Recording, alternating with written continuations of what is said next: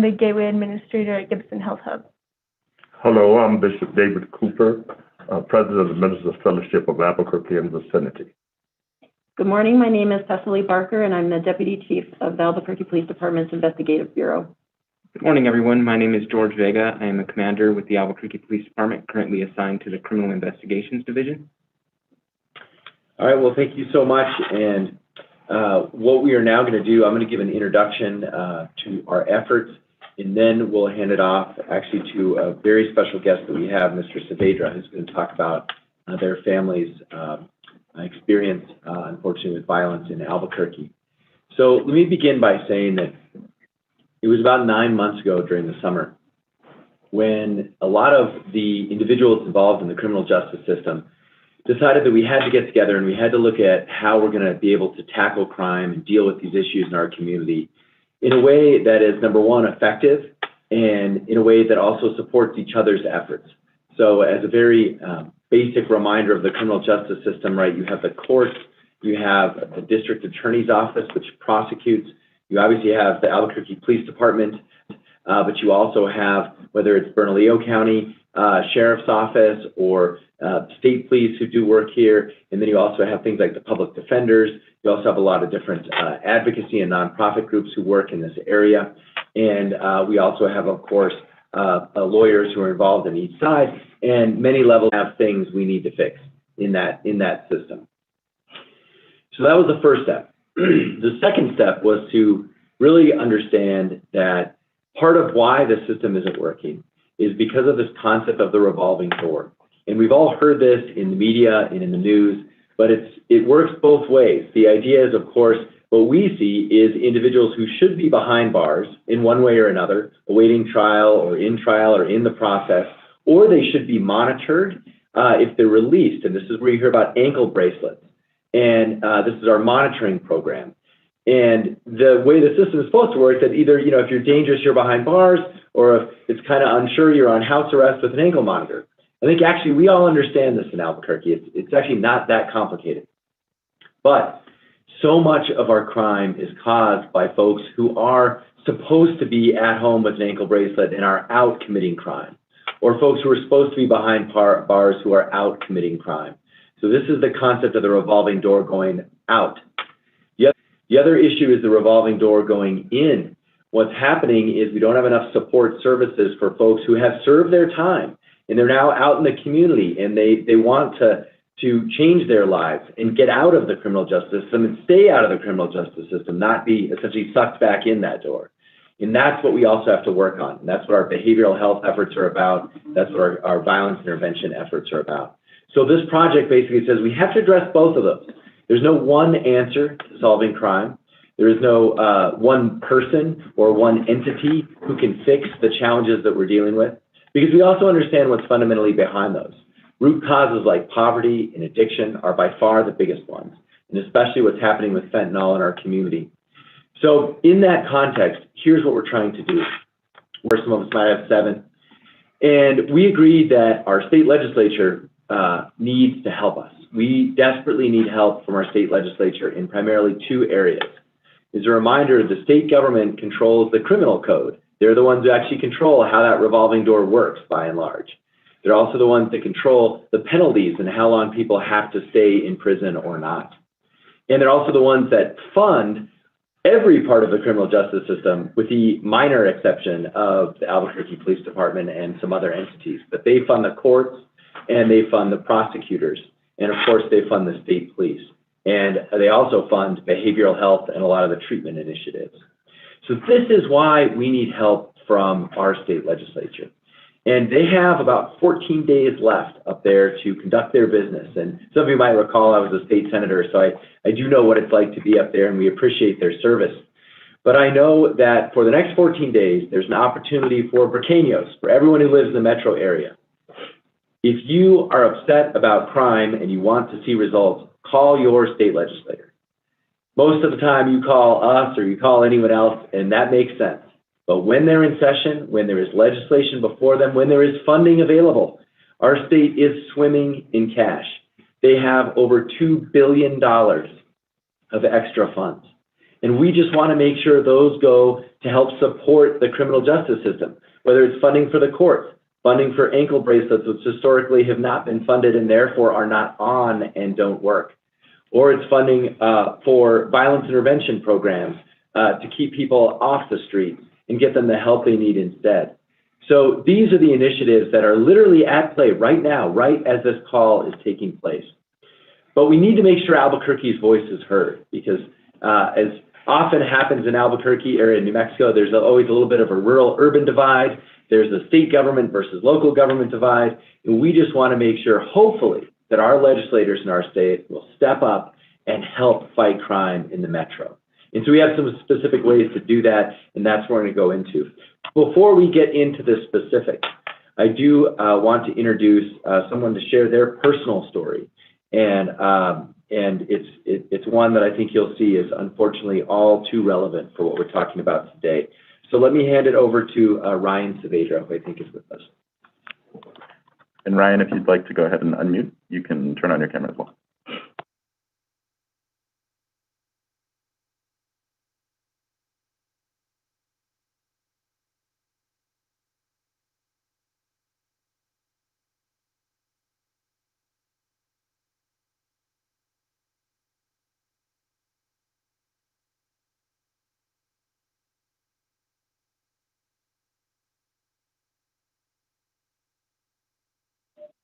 Welcome back.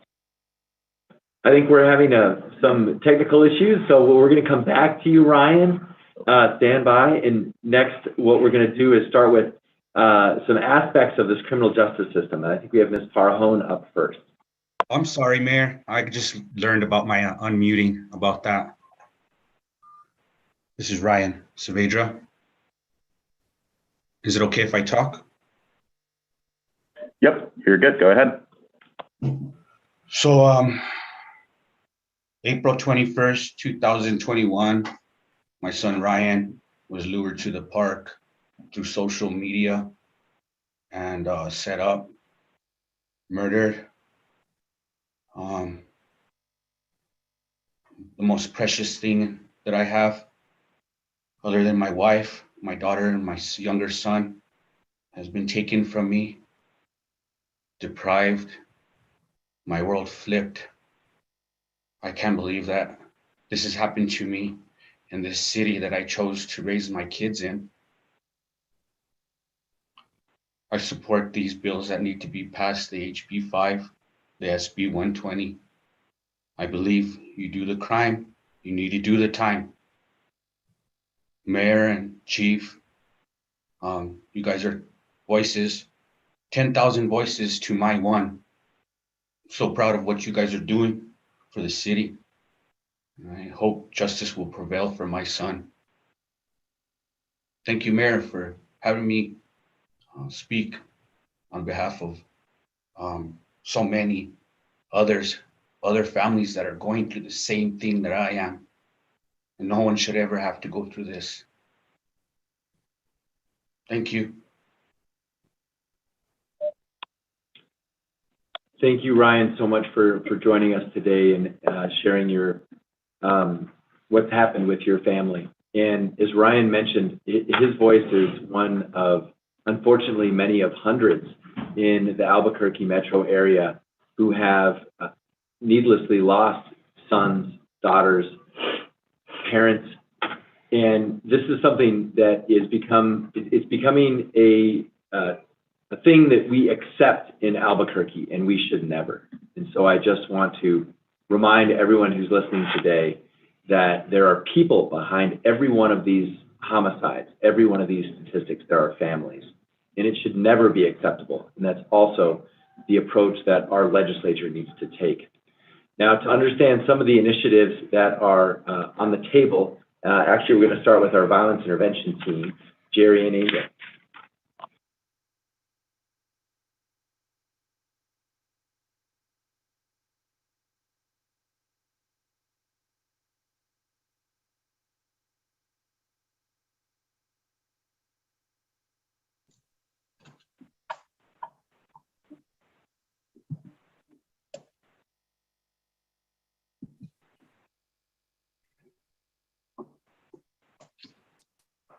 Good morning, everyone.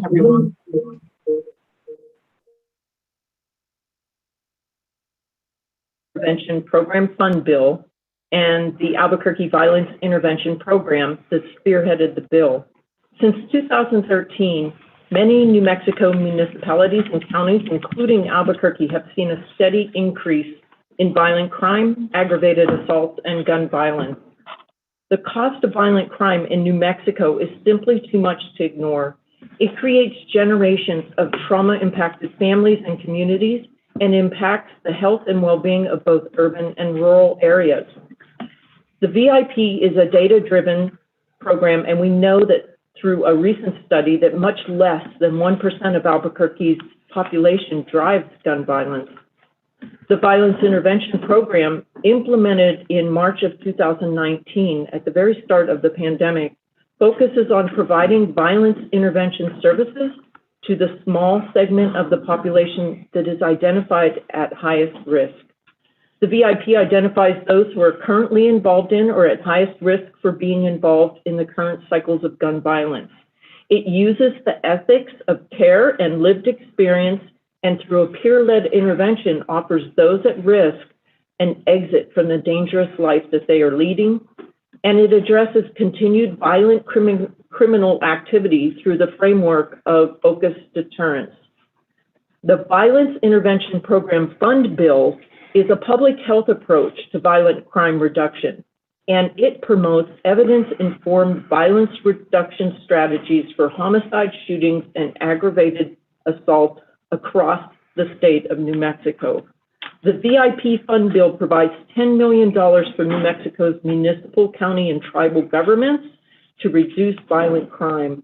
The VIP Fund Bill is designed to provide funding for public health-driven efforts to address that violent crime, and it allows each community to tailor its violence reduction strategies for its unique needs. The Violence Intervention Program in Albuquerque has served over 210 individuals and has a 93% success rate. Recidivism being defined as further gun victimization or further violent crime offenses. So this is really a milestone in our efforts in Albuquerque to start to address the underlying root causes of violent crime. The key to success for Albuquerque has been the lived experience of the staff. Angel Garcia, the VIP Social Services Manager, is here to talk about the importance of the peer-led model of intervention and support. Angel?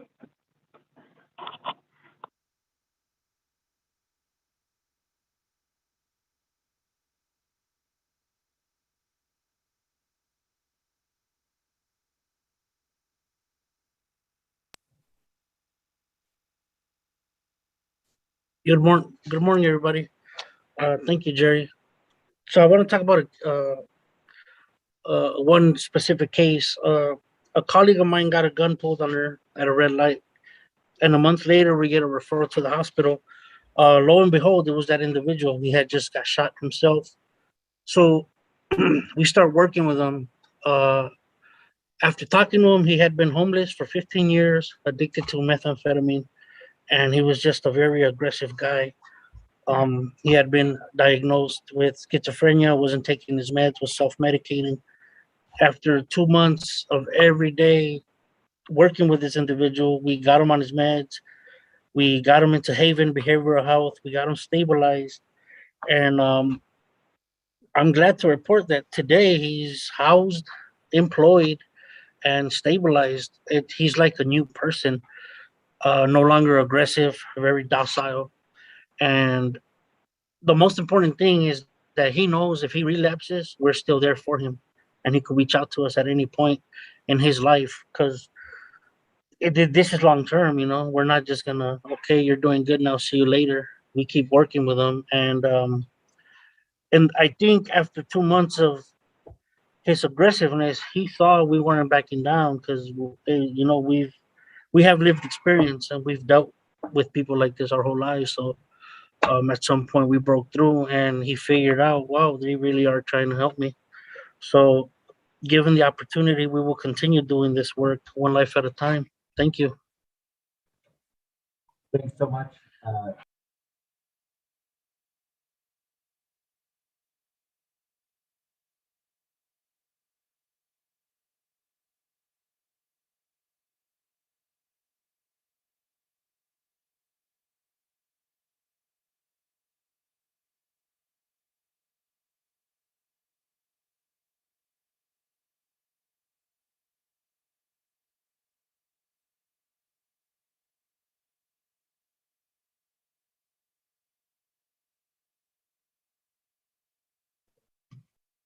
Okay, hopefully folks can hear me now. And we, Zoom in the time of COVID, et cetera. So apologies for the AV issue. AV is such a high school term. Anyway, the technology issues. But what I want to mention is, so what they spoke about with respect to violence intervention, that is one of the initiatives that we're asking for funding for at the legislature. So this is an opportunity. We're going to put in the chat box and online all of the ways in which you can engage. And one of the ways you can engage is just to ask, call, or email and say, please fund the violence intervention program statewide. We need these statewide as well as here. So that is the first call to action for our legislative session in terms of fighting crime.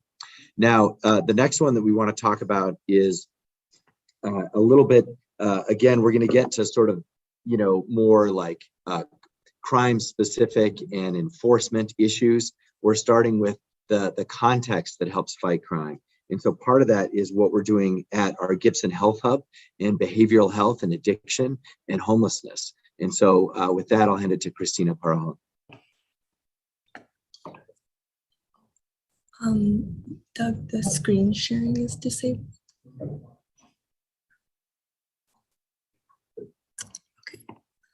Okay.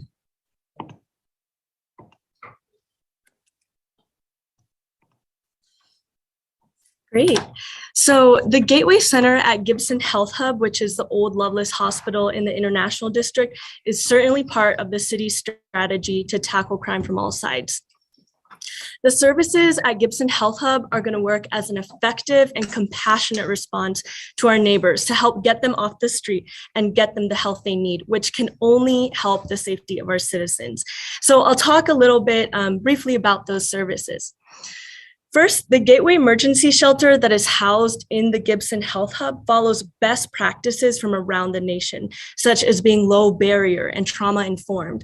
And by these terms, we mean you don't need to be sober to come into the shelter, as long as you're not rowdy. You can bring a pet in.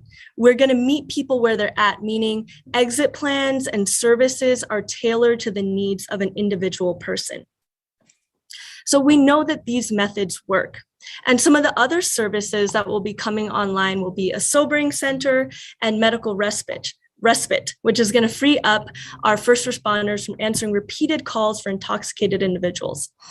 Currently, without many choices, intoxicated people are taken to hospitals or jail, which costs taxpayer dollars and doesn't yield stable exit or housing plans. So with these services, people experiencing homelessness and everyone will be getting better and safer care in a more efficient system.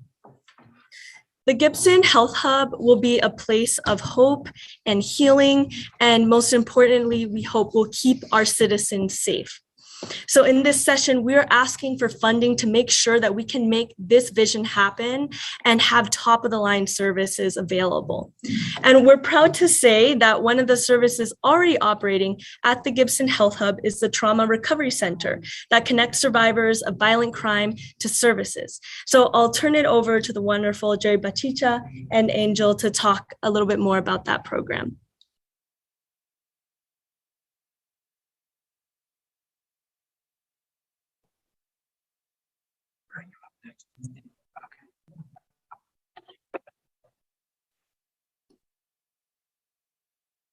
The Albuquerque Trauma Recovery Center, we chose to develop the Albuquerque Trauma Recovery Center as part of the VIP program to respond to the long-term needs of the VIP clients that we have been working with.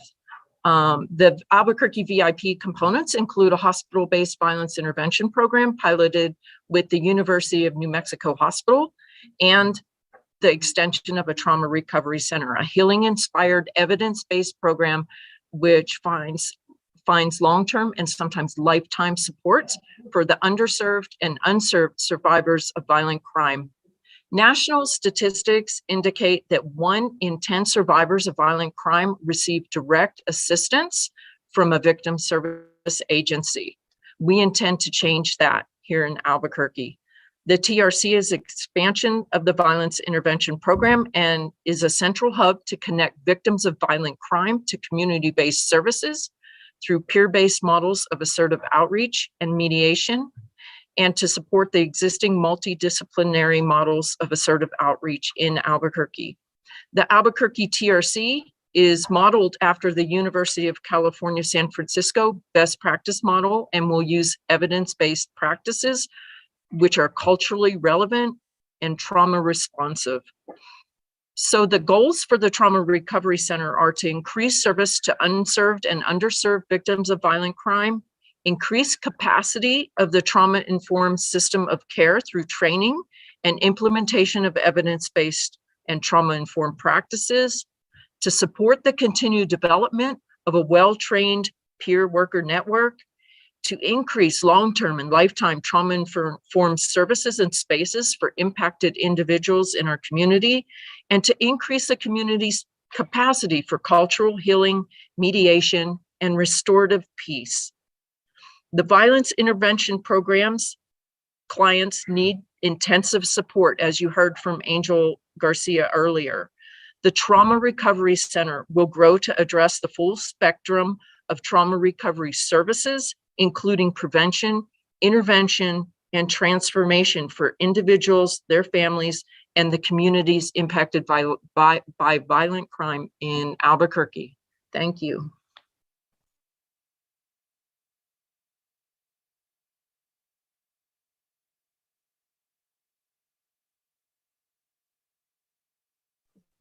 Okay, thank you so much, Jerry. What we're going to do next is transition to some of the actual pieces of legislation. So these areas are really funding asks. And I also want to mention that we're encouraging everyone to support funding for our court system, as well as the parole system. And so these are all part of our state budget that they do every year. And these are things that have been underfunded for decades. And so now we have a chance to actually fix that.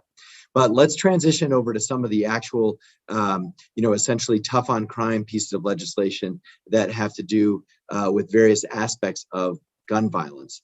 And as an introduction to that, the final thing that we agreed to in our Metro Crime Initiative was that when someone uses a firearm, when there is therefore likely a chance of life, they're willing to take a life, that the criminal justice system needs to treat them in a more accountable way and hold them to a higher standard because of that willingness they're demonstrating to take someone else's life.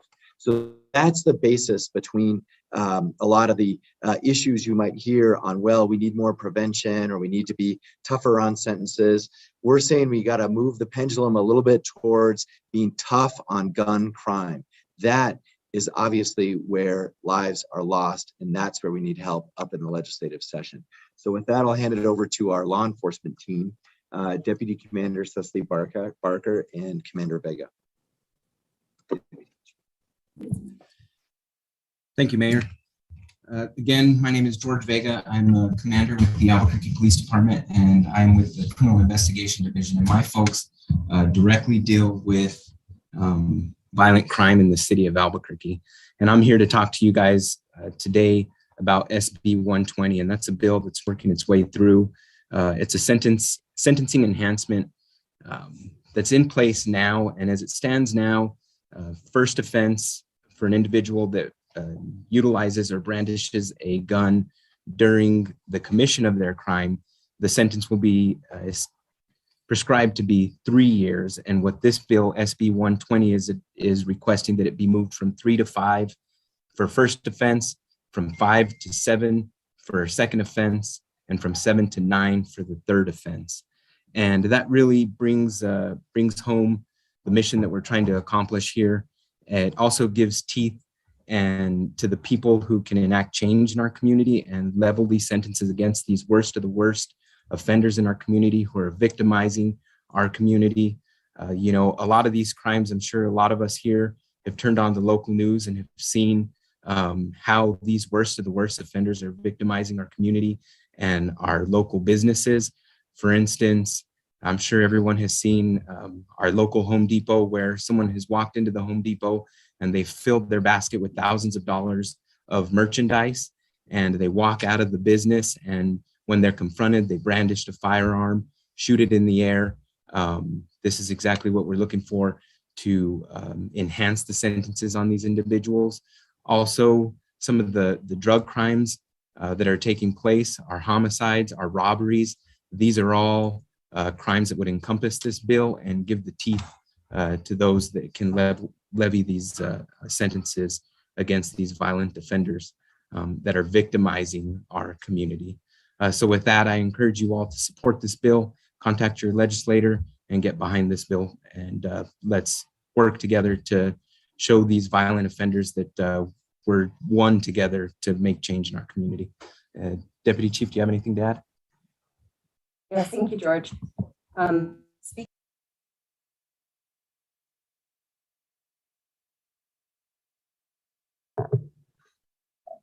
Speaking to Senate Bill 120, I just want to remind everybody that the Mayor's Crime Initiative had 5 sessions with 40 points, and this is just one of those 40 points.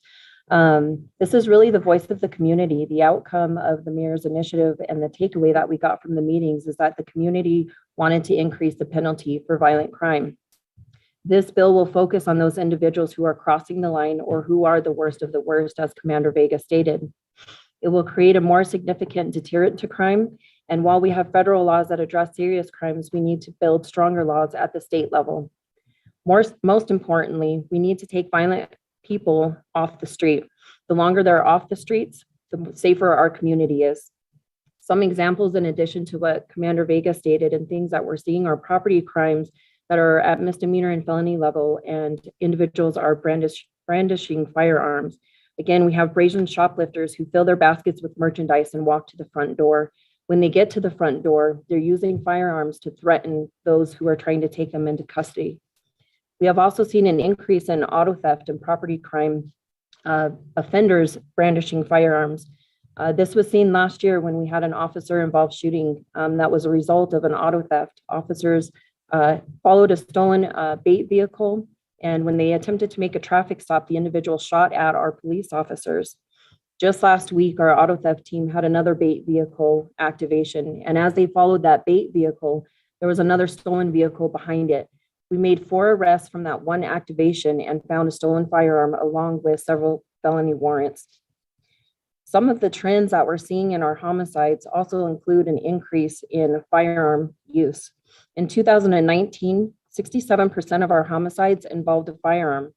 In 2020, 75% of homicides involved a firearm. And in 2021, 85% of our homicides involved a firearm. Year to date, we have 10 homicides, 9 of those in which a firearm was used.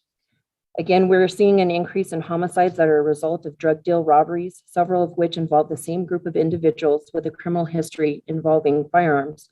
Additionally, low-level drug crimes are resulting in shootings and homicides.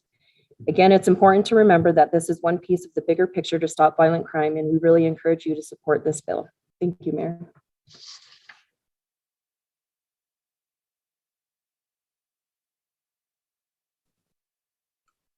Thanks so much, Deputy Chief. And the next piece of legislation we want to touch on is, directly related to what we're seeing, unfortunately, in our schools and in our community, and what happened at Washington Middle School with respect to a youth and a firearm and a life being lost. And to talk on this is Bishop Cooper. Bishop, go ahead. Good morning. We're very interested in House Bill 9. I want to thank you for joining us today to discuss this bill being sponsored by Representative Pamela Herndon and several other of her colleagues, along with Senator Soto and Senator Lopez. This bill seeks to hold those accountable that enable minors to have access to firearms. We know all too well why we must keep guns out of the hands of the youth. This is essential for safety in our community. This legislation is dedicated to the tragedy that happened in August of last year at Washington Middle School with a young man, Benny Hargrove, who lost his life. And we pray that the legislation will be a step in the right direction, such that no other family should have to suffer such a loss. From our perspective, this is imperative, not just for the safety of minors in their homes, where we know gun accidents happen. It's imperative for the safety of our community as a whole. If minors are using unsecured weapons to commit a crime, then there must be consequences for those that provide them. The right to purchase comes with the responsibility to secure. As president of the Ministers Fellowship of Albuquerque vicinity, a 75-year-old civil rights organization in our city representing 28 predominantly African-American led congregations, we fully support this legislation. Thank you.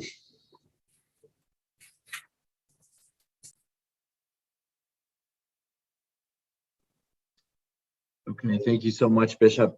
We now are going to have a little bit of time for some questions. And so the method for doing that is looking at our team here. How should folks ask questions? Okay, so we already have some questions in the chat. So before we go to those, let me just summarize what Albuquerque and our other crime fighting partners, from the courts to the DA, to our other law enforcement agencies, and even our legislators worked on over the summer, was the Metro Crime Initiative. Metro Crime Initiative really has three simple components. Number one, the criminal justice system is broken and we have to do something to fix it. Number two, that when a violent weapon is used, when a gun is used, there's the potential for loss of life. And therefore, that should be handled differently in a more strong way by the criminal justice system. And number three, we have to continue to provide avenues for people out of the system with respect to help and behavioral health services, and also prevent them from going in. And the conclusion that we want to leave you with before we do some questions is that we need help from the state to make some of this happen. We cannot do it alone. And we know that there are a number of issues that we need help on up at the state, whether it's funding for these programs or some law changes. And so we acknowledge this is complicated, and it's also not about one particular bill or one particular idea, but we have an agenda up there, we meaning the metro area, and we need your help to help make that actually become reality up in the legislative session. And so we also know that there could be other ideas out there and other things that would be helpful. And we're all for that too, but we need action. What we don't need is excuses of why things can't happen, blaming of why other groups aren't doing enough. We literally need action to help fight crime in the metro now. That's what we're asking you to help us with over the next 16 days. So with that, I think Doug from our office is going to help bring about some questions.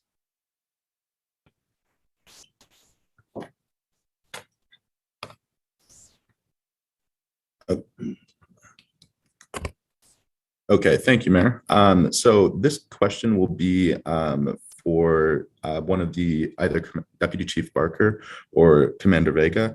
And basically what they're wondering is if you could sort of explain the difference between how SB 120 would address criminals that are brandishing firearms in a threatening way, and to ensure that this doesn't impact people that are rightfully carrying a concealed carry, for instance.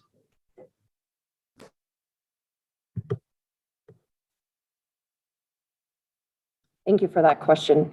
We want to be clear that this bill is to focus on our violent felons and those who are illegally carrying firearms and using them in while committing a crime. If you have a concealed carry and you're carrying it and you do have a self-defense case, that is not what we're looking at. We're looking at focusing on those criminals who are carrying firearms illegally and using them while committing a crime.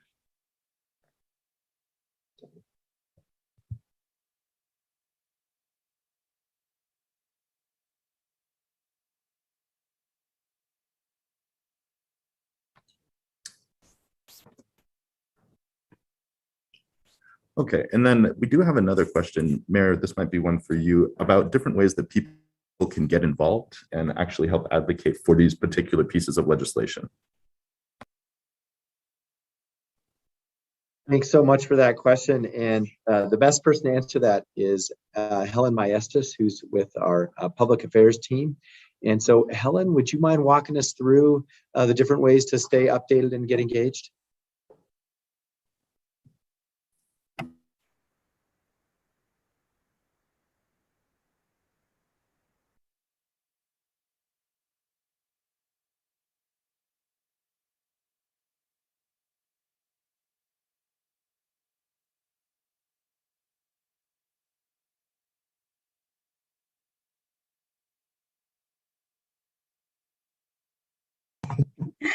So the best way to get involved really is for folks to visit our Metro Crime Initiative website at cabq.gov/MCI.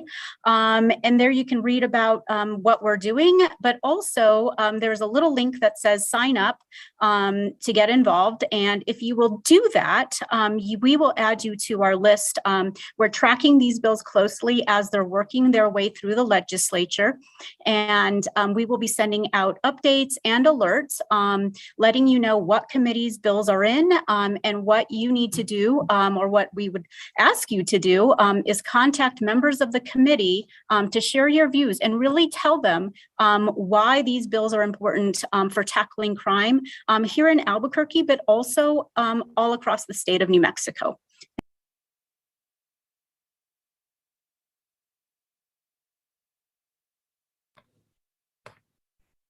Okay, thank you for that, Helen. And we do have another question from a member of from one of the community policing councils, and they're asking about if we have people that can go join and talk to them. And I think the answer to that can also be sort of fielded by Helen.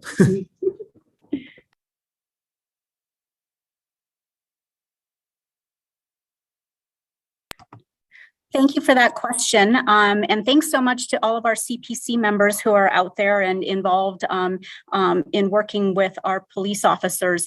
Yes, absolutely. We have members of our staff who we'd be glad to visit with your CPC groups. And I will reach out and share my contact information so that we can schedule that visit. Thank you. Let me just add in the short term, there's only 16 days. So I just want to let folks know, like, if you're in a CPC or something like that, we can certainly go talk to you about these issues, but it would be great if you could convene interested folks, in the next few days, because that's how timely this is. And again, that's just state law. That's how the state legislature works. It's only a 30-day session. So we'll certainly be there for you, but we would appreciate, if you're interested, we need to move extremely fast if you want to get engaged.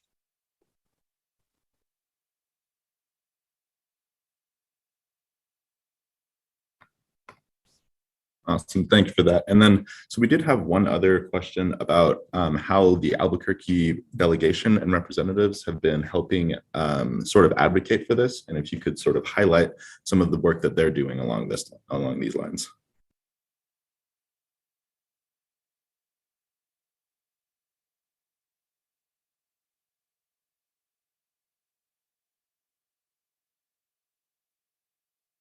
So what we did was in this summer, wonderfully, many of our Albuquerque House of Representative members and some of our Albuquerque senators participated in the Metro Crime Initiative.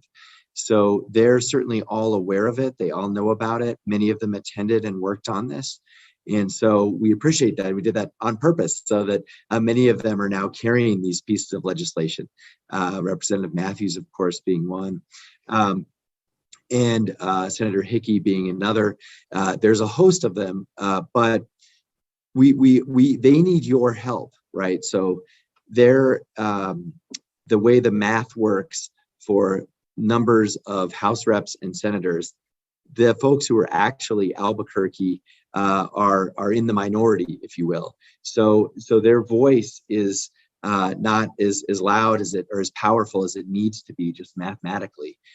So they need our help as well. So one thing, if you contact their offices and so forth, they can tell you specifically even how you can help them. But many of our legislators did participate and help in that and are now working these issues up in the legislature, which is great. I also mentioned some of them did not participate. And so if you are reaching out to your specific legislator, you should ask them if they participated and what they're doing to help fight crime. And most of them will tell you everything that we just said. But we need every single vote, every single representative and senator that we have stepping up and standing up for Albuquerque. And that's a message that everyone needs to share in here. Okay, thank you, Mayor. And I did notice a few questions surrounding people that are interested in about how they can get involved. So it's not just contacting your representative or senator. We can actually send you out information about specific bills we're advocating. So one of the last pieces in the chat that I just left is a link where you can sign up to get daily alerts from our office on the best ways to get involved. With that, I do see the hand up of Angelica Elire. And Angelica, you are able to ask your question. Go ahead. If you go ahead and unmute. Good morning, everybody. I just wanted to give a brief synopsis for people that are wanting to participate in the legislature. The emails that you guys are sending out are extremely helpful. And if the people want to go onto the actual bills and educate themselves before they speak, but just to let them know if they are speaking on the community level, then they do only have 2 minutes. So I want to make sure that they understand that part, and they can also email, which, you know, in the email, they can state everything that they have to say. Or you could reach out to your representatives to ask if you can be a witness. And some of them, depending on your stories, appreciate having expert witnesses testify on behalf of some of the bills. So I just wanted to clarify that with some of the people so that they know what to expect, and that when they go into the Zoom meetings, to make sure and listen to the bill that's being presented before you speak, and make sure that, you know, when you do go on to speak, that you're saying that you're in favor of this bill.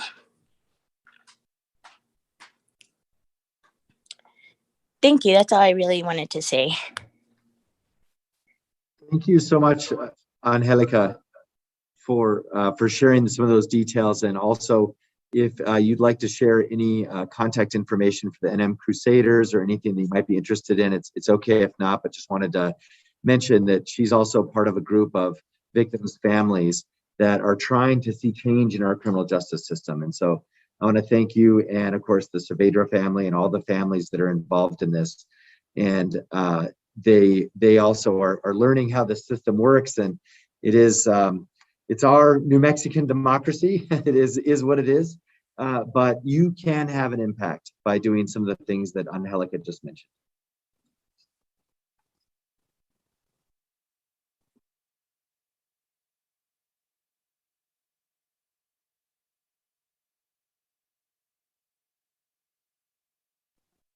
Okay, and I think with that, actually, we're at our time window here where we're going to close. And so as a reminder, thank you for joining us, but also the chat box. And I think in our social media feeds, we're listing different ways that you can get involved, whether it is the Metro Crime Initiative or it's our advocacy sort of awareness approach in terms of emails and alerts that are heads up about what's happening up in Santa Fe.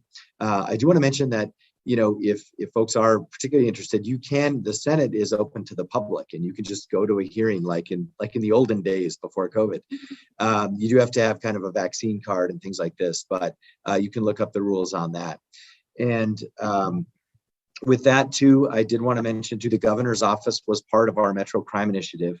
And actually this year is supportive of most of these measures, as are we and many of, again, the Albuquerque elected officials. We've just got to get the rest of the state on board. So with that, thank you for joining in, and we hope that you can continue to work with us to try and fight crime in the metro area, but in this time, in this 16-day or so window, by helping us with our work up at the state legislature.